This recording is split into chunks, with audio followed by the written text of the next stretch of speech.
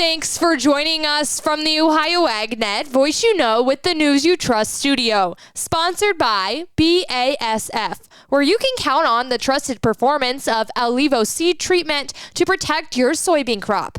I am Allison Kinney. Good afternoon. Let's take a look into the headlines. 188.8 bushels per acre was the number given by the USDA for a national average corn yield estimate, along with a record production forecast of 16.7 billion bushels. If the numbers are realized, it would be the largest U.S. corn crop in history.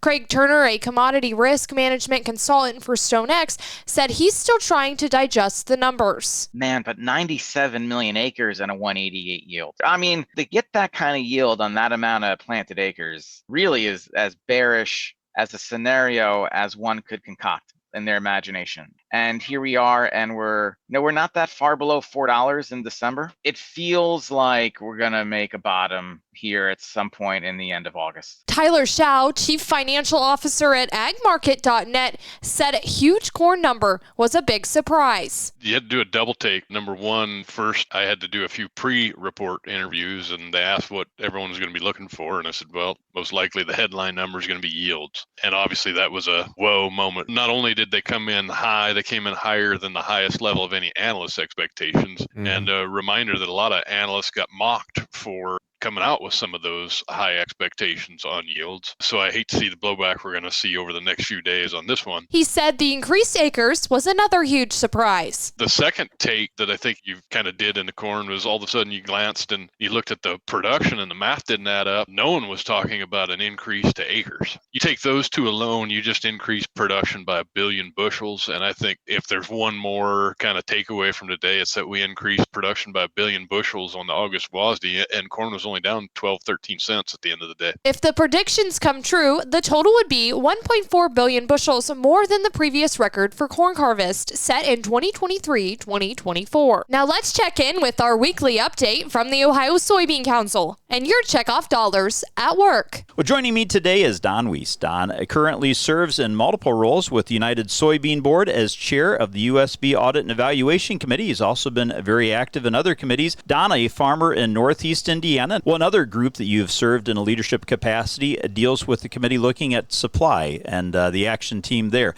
Tell us a little bit more about maybe some of the key initiatives that committee has undertaken. Well, naturally, there's a lot of time and effort that goes into research. We spend a lot of time, of course, in demand, but the supply side is just as important when we think about what U.S. soybean farmers like myself, like others that are soybean farmers have to experience on their farms every day in regards to increasing that yield and taking care of that soybean out in the field. We want to make sure that we have a sustainable soybean supply that's coming to the marketplace each and every year.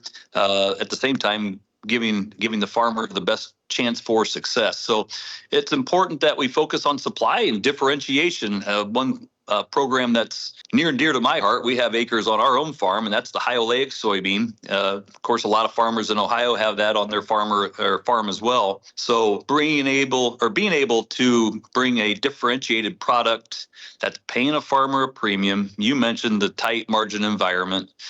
This is a way that farmers can continue to be profitable on their farms. And just one example of where USB is spending soy checkoff dollars to bring value back to the farmer, to their farmers back home. Well, again, my guest today is Don Weiss. He currently serves as chair of the USB Audit and Evaluation Committee and a number of other leadership positions along the way. A farmer from Northeast Indiana. Don, thanks so much for your time. Keep up the great work. Thank you very much, and have a great day.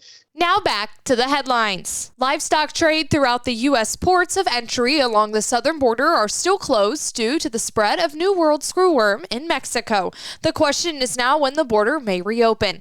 Texas Ag Commissioner Sid Miller says he isn't sure. I get that question a lot, and they don't have anything definite. I can tell you, when we successfully stop the advance of the screwworm fly for, let's say, 60 days, or we see it pushing back down, we'll probably open it up. Now then, there is a possibility that we could open it up in November, December, January in the dead of winter. That's actually when we get most of our feeder cattle in from Mexico. A great deal of the cattle imports from Mexico take place in midwinter. Our roping cattle, our feeder cattle come in December and January for the most part. there's not much fly activity in those cold months. And they might even limit it to January and February. So it could open then just because inactivity of the flies. So, but I don't get to make that call. That's USDA, but I am going to make that recommendation. Texas Ag Commissioner Sid Miller. Now let's get into the markets. This market report is brought to you by Seed Consultants. Simply better performance. Learn more online at seedconsultants.com. September corn closed in today up 1 even at $3.75. December corn with no change at $3.97 1/4. March corn down 1 even at $4.14.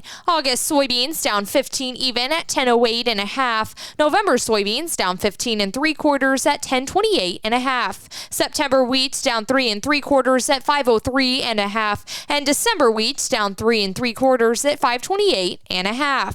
This is the Ohio AgNet.